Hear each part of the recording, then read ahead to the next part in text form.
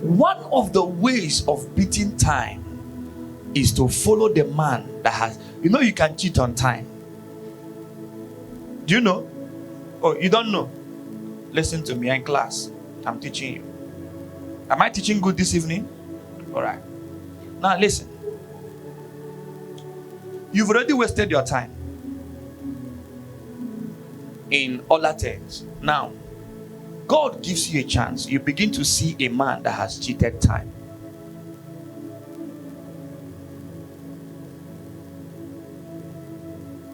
I went to a bank.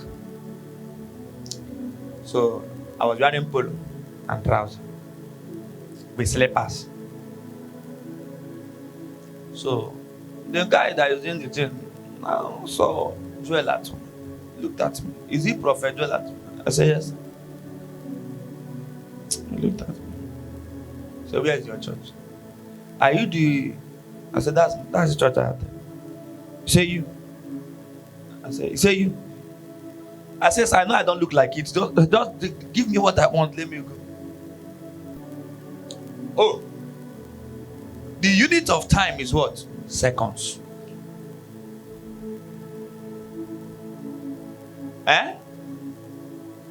For you to cheat time, you need to gain speed over time. And that thing is called acceleration. So, what you are supposed to achieve in 30 years, you have to look for a system that can give you that thing in 3 days.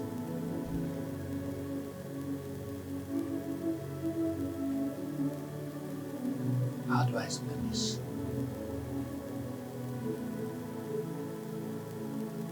Okay. Now there are two individuals. Can I have two? Present pastor come. Protocol pastor come. All right. Please just stand. Stand. Now these are two individuals on the journey of destiny. This gentleman here has time advantage in that he has done everything he's supposed to do. He's now okay. He has gone to school, university, and then he's about graduating. This person, while he was in school, she was at home.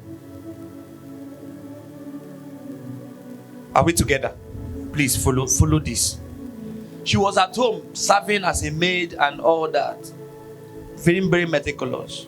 Now this guy is going to school. But their place of appointment, it's supposed to be at a billionaire summit. Because that's where her breakthrough is. Now there is no way she can keep on being a maid. Though she's comfortable and living good, she cannot keep on being a maid and meet this guy. Are you following me?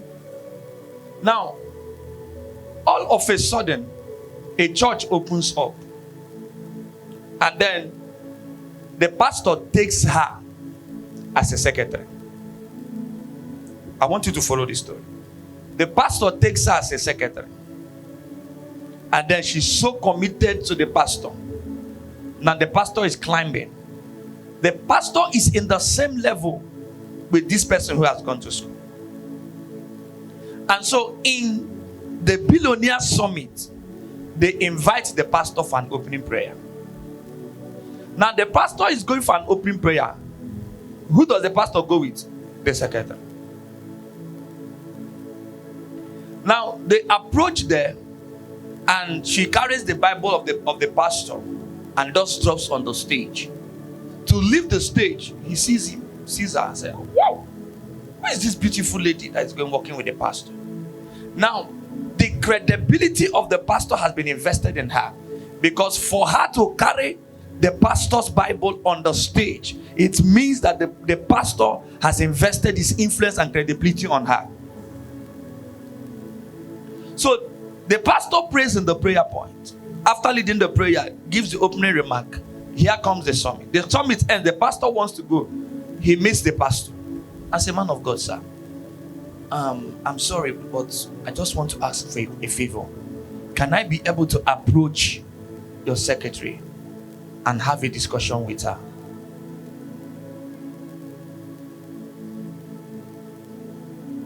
And then the pastor says, okay, but you have to be serious-minded person. My secretary is very meticulous. Is very meticulous, and a diligent girl, someone that is very, very diligent and excellent in her presentation and work. So please, I'm investing my credibility in you. Whereas the credibility is on her.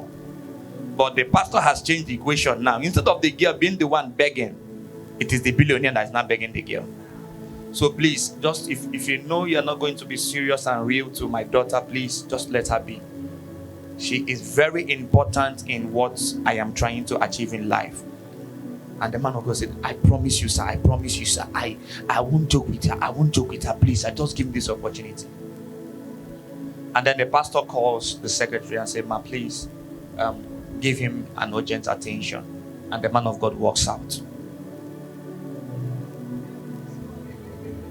And then because she has prepared herself, time, preparation, and opportunity are on the table for her. Now, the billionaire begins to talk to her, pleading. He said, let me think about it.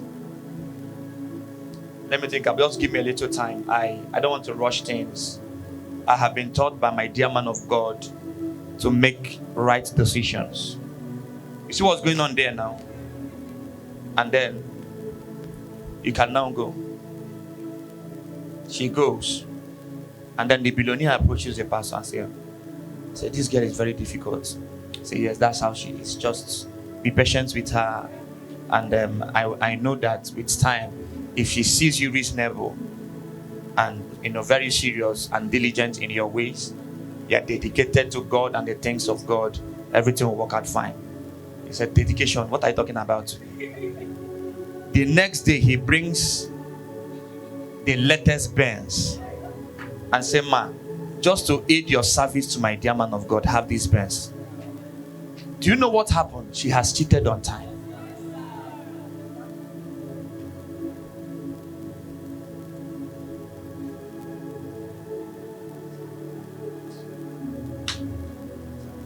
The level ground, she would have never be able to meet the billionaire. Because she has the appointed time, she didn't meet the time of appointment.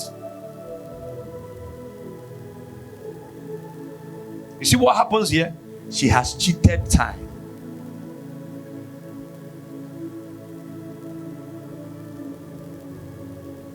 Having that understanding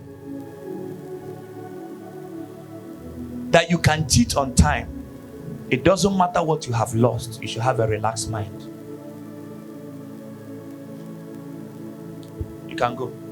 If you read the book of Philemon, you will see what happened between Onesimus, Paul, and Philemon. That's my sweetest place in this. I'm not going to be Atom. Onesimus is a runaway slave. He's a slave to Philemon. Now, Philemon is the boss to Onesimus. So Onesimus carried Philemon's money and his belongings and ran away. Now, while Onesimus was running, he met Paul in the prison. And then Paul preached to him and he repented and told Paul his story. Now Paul picks a pen and a paper and writes to Philemon and says to him, I am returning back Onesimus back to you, but I am not sending him again to you as a slave. There has been a substitution of destiny. Onesimus has found the structure and the system to cheat on time.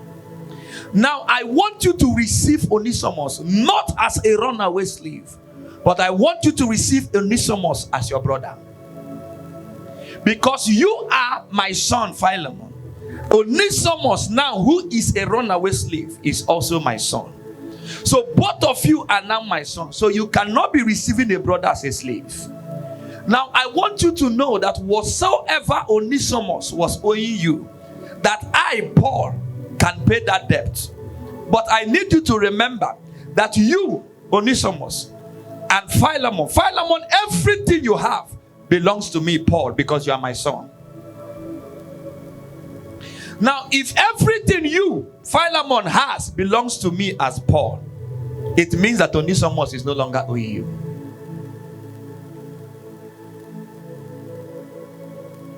Time.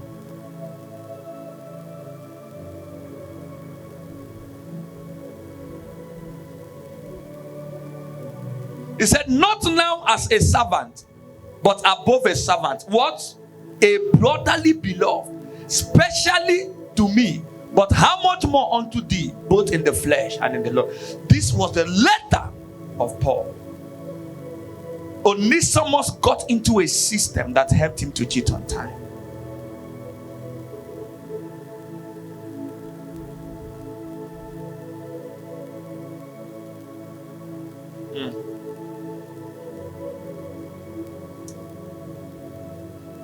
I can't do anything. My time is fast spent. Time can be cheated on. A woman is pregnant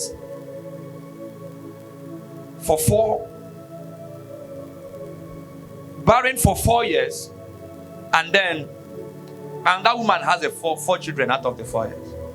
Now this woman is pregnant and she's giving birth to a quadruple that attracted the interest of the government to give the 4 children scholarship. That is cheating on time.